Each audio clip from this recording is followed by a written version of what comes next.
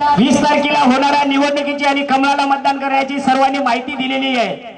बांधवांनो, त्या विषयाच्या मध्ये न जाता सन्माननीय विधानसभा होणाऱ्या निवडणुकीमध्ये वेगवेगळ्या पक्षाचे वेगवेगळ्या पक्षाचे सर्व उमेदवार उपस्थित आहेत, उमेदवार म्हणून थांबलेले आहेत। माझा एकच सवाल आहे, काल परवा झालेल्या प्रत्येक सभेमध्ये कोणत्या उमेदवारांनी समजा कोणत्या उमेदवाराच्या माझ्यासारख्या कार्यकर्त्यांनी कोणत्या चेल्या चपाट्याने जोरजोरात माझ्यासारख्या सर्वसामान्य कार्यकर्त्याच्या हाकेला हो देण्यासारखं काम करायचं सोडून देऊन कोणाच्या आमिषाला बळी पडून कोणाच्या घराणेशाहीला बळी पडून कोणाच्या दंडलशाहीला कोणाच्या निजामशाहीच्या सारख्याला दडपणाला घेऊन सनी कोण्या कोण्या पक्षामध्ये प्रवेश किंवा अपक्षाचा प्रवेश केला।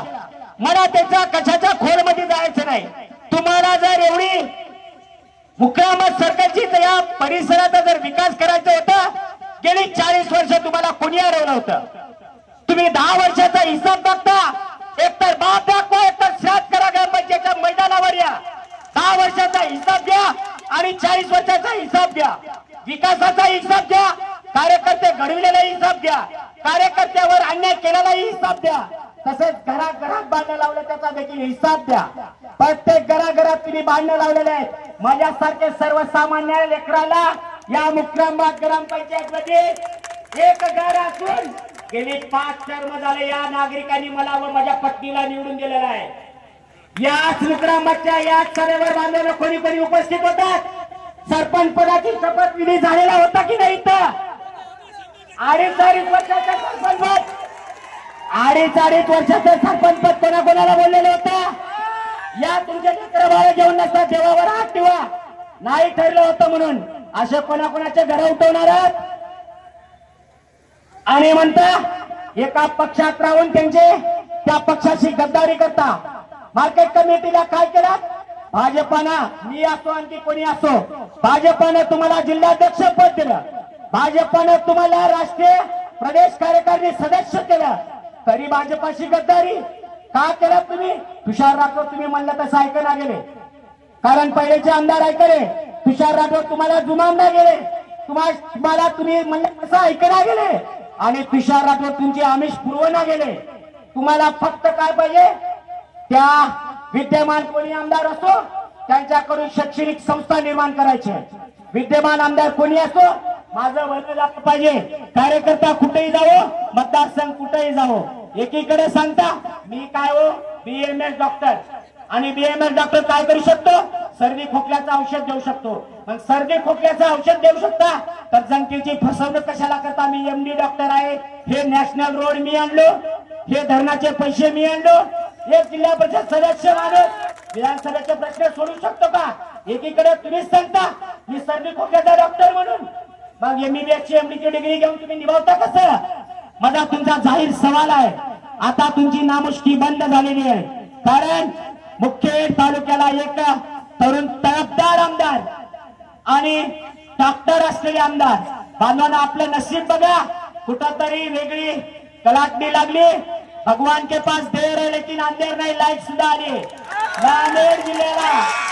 नांदेड जिल्ह्याला 3 खासदार डॉक्टर लाभलेले आहेत। विधानसभेचे आमदार डॉक्टर तुषार साहेब डॉक्टरच आहेत, नांदेडचे राज्यसभेचे खासदार डॉक्टरच आहेत आणि उद्याचे होणारे खासदार केंद्रामध्ये जाणारे डॉक्टर संतोषराव हंबर्डे आहेत।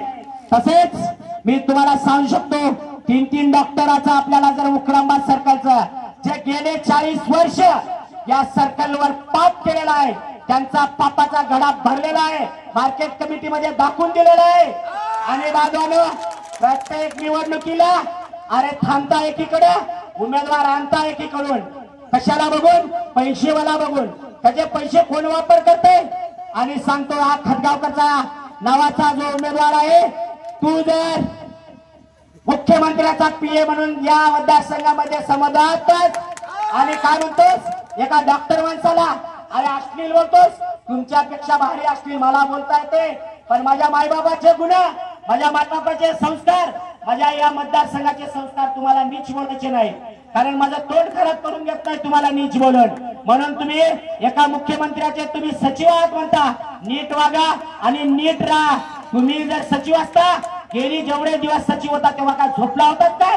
आता सांगता तुम्ही. आणि मुख्यमंत्री साहेब स्वतः म्हणतात याचा माझा काहीच देणे घेणं नाही म्हणून त्याची हकालपट्टी करून सुद्धा बांधवानं गेला एक खतगावकर आपल्या जिल्ह्याला, आपल्या तालुक्याला सरसकट केलाय. नांदेड जिल्ह्यावरती मध्यवर्ती बँक हडप केली, शंकरनगरचा कारखाना हडप केला. जर या दुसऱ्या खतगावकर पासून जर वाचायचं असेल, उद्याच्या 20 तारखेला कमळ या निशाणीवरच बटन दाबायचं आहे. आपल्या जर भाग्य उजळून घ्यायचं असेल, आपल्या परिसराचं भाग्य उजळून घ्यायचं असेल तर कमळ या निशाणीवरच बटन दाबा. जरी आज 16 तारीख आहे, बांधवानं उद्याच्या सकाळपासून 3 ते 4 दिवसामध्ये नाही ते तमाशा करतील, नाही ते सोंग करतील, नाही ते काही करून मतदाराला आमिष बळी पडायचं काम करतील. त्यांच्या आमिषाला बळी पडण्याचं काम करू नका. काय आणून देईल ते घ्या, आमचं काहीच म्हणणं नाही. पण उद्याच्या 20 तारखेला जे काही देतील त्यांच्या बापाच्या घरचं दिलं नाही, त्यांच्या शेतातून काही नांगड मारून आणून देवला नाही. सरकारला लुटलेली तिजोरी आहे आणि सरकारला लुटलेली तिजोरी म्हणजे आपल्या घामाचा कष्टाचा पैसा आहे, ते जरूर घ्या. पण तुम्हाला विनंती आहे, मी तुम्हाला सगळ्याला हात जोडून विनंती करतो, तुम्हाला नतमस्तक होऊन करतो. उद्याची निवडणूक ही आपल्या मुखेड तालुक्याची अभिमानाची निवडणूक आहे. मी तुम्हाला परत एकदा सांगतो, 20 तारखेला मतदान या कमळावरच करा. दुसरी गोष्ट म्हणतो, आमचे देवेंद्र फडणवीस साहेब मुख्यच्या सभेत सांगितले, एखादी पाटलाचा कुत्रा जर बैलगाडी खाली जात असेल तर बैलगाडीने हाका लालो म्हण नका. अरे काम करेल त्याला काम केलं म्हणा, आणि काम केलं नाही त्याला केलं नाही म्हणा. सगळ्याला हो म्हणा, तुमच्या घरी त्याला हो म्हणाच लागते. मला माहित आहे, ग्रामपंचायत पासूनची निवडणूक बघतो, सगळ्याला हो म्हणा. पण लास्टला 20 तारखेला यांना नांगर असं फिरवा भविष्यामध्ये उठलं नाही पाहिजे. आणि नांदेडचा कोणता दवाखाना ऍडमिट होत आले तिथं ऍडमिट होऊन घे म्हणाव, पुन्हा उठू नको म्हणाव.